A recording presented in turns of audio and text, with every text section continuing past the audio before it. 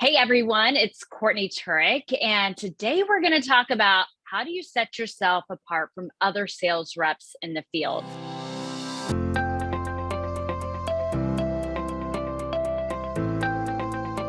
Excited to introduce you to Michelle Zoltan, who is Rookie of the Year in 2021, and she's going to elaborate on that for us. So, Michelle, before we get started, how about you tell us a little about yourself? All right. Well, hi, everybody. My name is Michelle. I am a territory manager at Piezo Surgery, which is an Italian company that specializes in ultrasonics. So I have been in this niche of the field for almost a year now. Wow, almost a year now. And before that, I worked at Varon for 2.5 years, which was navigational bronchoscopies, lung cancer related. And before that, I did research at MD Anderson for 4 years in pancreatic cancer. So I have a highly intensive medical background that I translated into sales. So cool. And you're based out of where? Houston, Texas. Awesome. That is like the medical center mecca. Yes, it's the Pretty biggest medical amazing. center in the entire United States. Wow. Wow. Okay, so let's jump right in. So, Michelle, how do you set yourself apart from other sales reps in the field, especially in this competitive space? I would say there are two major differences that I like to use to set myself apart from other sales reps. One of them is I am an active listener, and I am one of those people that doesn't say anything until something needs to be said. So it might come across in the beginning as more on the reserved side, but the Mhm. entire time that I'm taking a step back and evaluating, I'm listening to conversations around me. I'm paying attention to my surroundings, and I'm looking for ways to answer the questions that are proposed to me. So I'm not one of those type of people that, I hear the question and I jump on it. I need to think about it first, is actually a huge advantage in this field, because when you're working with physicians who are extremely medical based and they care a lot about patient care, you need to make sure that the answers that you have for them are actually solid, and you're actually helping your a physician and your staff the way that you're supposed to. Because when you're jumping in and answering a question without really thinking about it, you don't really know if that is 100% the truth. So I like to take a step back. I like to evaluate and make sure that I'm answering properly. So that is just part of my nature, actually, because I've always been that way, but it's great in this field. And then another way that I set myself apart, number two, is I am extremely patient centric. So for me, it's all about the patient on the table at the end of the day. These patients trust us to do a procedure on them. They're naked and unconscious. So when they're trusting us to do these things, we want to make sure that everything is done ethically.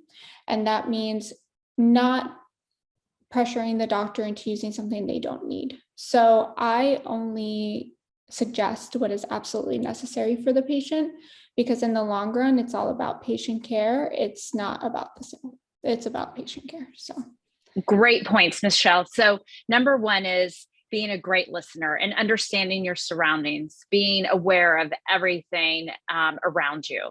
And then two is patient centric, which is huge. That's what we're here to do, is ultimately help the patients and take their care to the next level. So, great points. And if you had to give or tell us what's made you successful as a woman in this industry, what would it?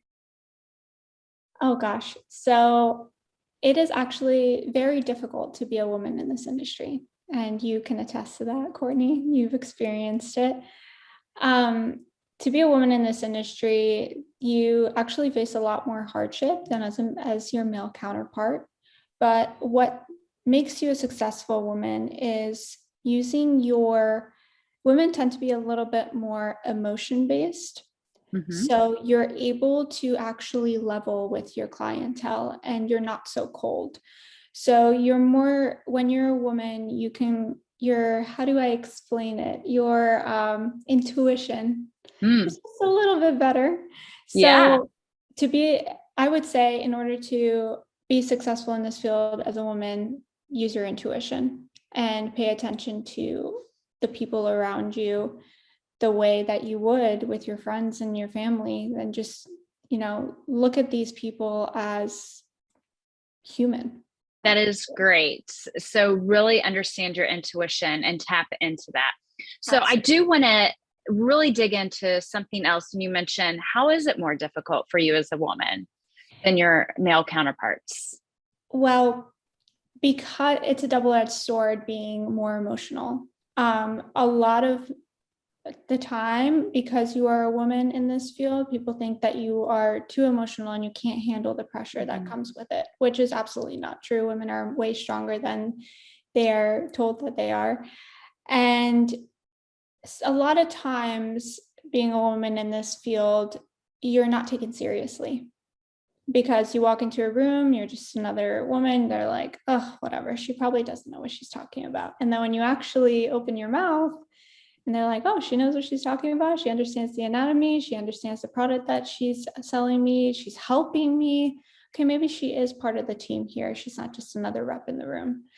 So it is difficult in the beginning. And I'm not saying that it isn't difficult for the rest of it. But once your customer base actually gets to know you, it's much easier. But it's really hard to break that ice in the beginning as a woman, that's for sure, because you're not taken seriously and you have to Right. work twice or three times as hard to be taken seriously in the room. And Michelle, I would have to agree with you. I feel like breaking the ice is always just a little bit more challenging for us because we really do have to prove that we're knowledgeable. And your Mhm. other point about the emotional side, it's really making sure we know when to cut that off and we don't get in the box or too Exactly. involved on the emotional side with our customers. So I, I can completely see where you're coming from. And if we had to give any words of wisdom for other women in this industry, what would it be? don't be discouraged by your first failure. And actually, my very first failure, I called Courtney. And I Well, thanks, Michelle. and I was very, very discouraged because I was like, I messed up. I did not do well here. And Courtney was like, pick your head up, take a deep breath, get back in there. And when you do that, you prove to yourself that yes, you can actually do what you set your mind to. Everything is possible. There's no such thing as impossible things. So I would say, don't be discouraged by your first failure. Everyone fails, but failure is not a bad thing. Failure is actually a good thing. It's a jumping, what do you call it? A jumping board onto your next success. That's A right. springboard.